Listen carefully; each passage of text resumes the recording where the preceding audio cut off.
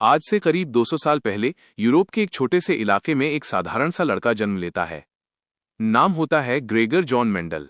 कोई नहीं जानता कि यही बच्चा आगे चलकर पूरी दुनिया को यह समझाने वाला है कि माता पिता के गुण बच्चों में कैसे पहुंचते हैं।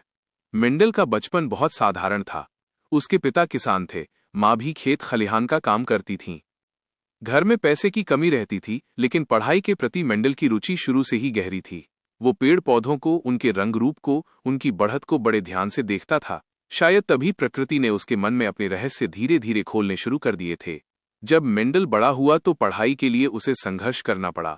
कई बार ऐसा भी हुआ कि पैसे न होने के कारण उसकी पढ़ाई रुकने की कगार पर आ गई। आखिरकार उसने एक मठ में प्रवेश लिया, जहां उसे रहने और पढ़ने की सुविधा मिल गई। यहीं उसका नाम ग्रेगर जॉन मेंडल पड़ा। मठ का वातावरण शांत था, प्रकृति से भरा हुआ था। चारों तरफ पेड़ पौधे, बगीचे और खेती। यही जगह मेंडल के जीवन की सबसे बड़ी प्रयोगशाला बन गई। मेंडल पढ़ाई के साथ साथ प्रकृति को समझने की कोशिश करता रहा। उस समय वैज्ञानिकों को ये नहीं पता था कि बच्चों में माता पिता के गुण कैसे आते हैं। लोग बस इतना मानते थे कि माता और पिता के गुण आपस में मिलकर बच्चों में घुल मिल जाते हैं।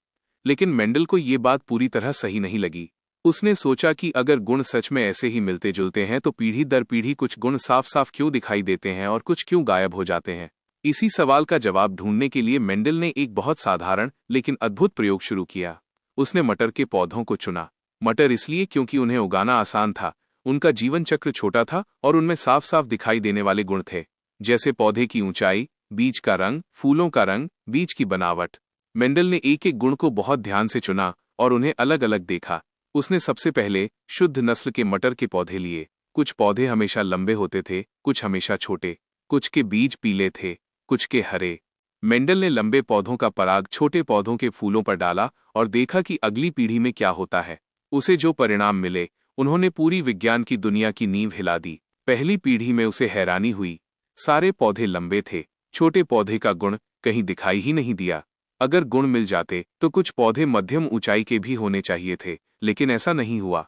मेंडल ने समझा कि शायद लंबेपन का गुण छोटेपन पर हावी है। यहीं से उसके मन में प्रभावी और अप्रभावी गुणों का विचार पैदा हुआ।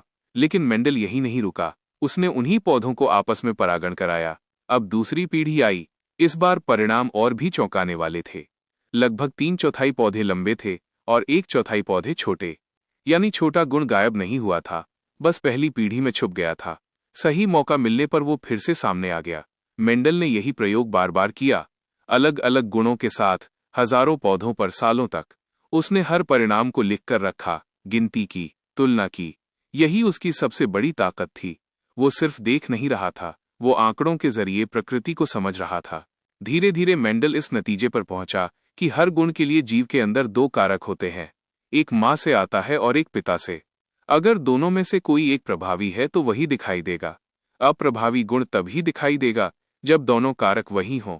आज हम इन्हीं कारकों को जीन कहते हैं, लेकिन मेंडल के समय ये शब्द भी मौजूद नहीं था।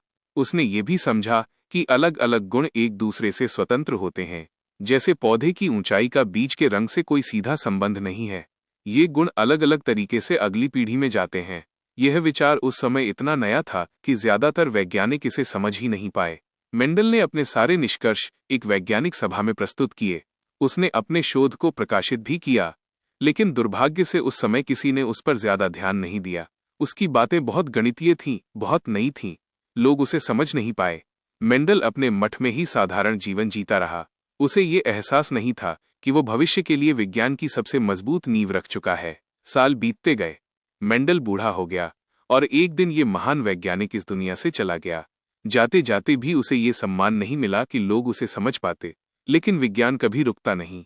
लगभग 35 साल बाद अलग अलग देशों में काम कर रहे 3 वैज्ञानिकों ने पौधों पर प्रयोग किए और उन्हें वही नियम मिले जो मेंडल ने सालों पहले बताए थे। जब उन्होंने पुराने शोध पत्र पलटे तो मेंडल का नाम सामने आया। तब दुनिया को एहसास हुआ कि ये साधारण सा दिखने वाला व्यक्ति असल में आनुवांशिकी का जनक था। उसके नियम आज भी उतने ही सही हैं। उन्हीं नियमों के आधार पर हम ये समझ पाते हैं कि आंखों का रंग कैसे मिलता है, खून का समूह कैसे तय होता है, कुछ बीमारियां पीढ़ी दर पीढ़ी क्यों चलती हैं। मेंडल की कहानी हमें ये सिखाती है कि महान खोजें हमेशा शोर शराबे में नहीं होती।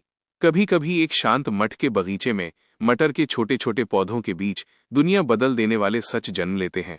मेंडल ने न तो प्रसिद्धि की चाह रखी, न पुरस्कार की। उसने बस सवाल पूछा और पूरे धैर्य के साथ उसका जवाब ढूंढा।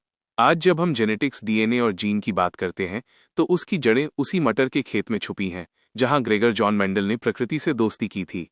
उसकी मेहनत, उसका धैर्य और उसका विश्वास यह साबित करता है कि सच्चा ज्ञान समय के साथ पहचाना ही जाता है। यही वजह है कि आज पूरी दुनिया उसे आनुवंशिकी का पिता मानती है।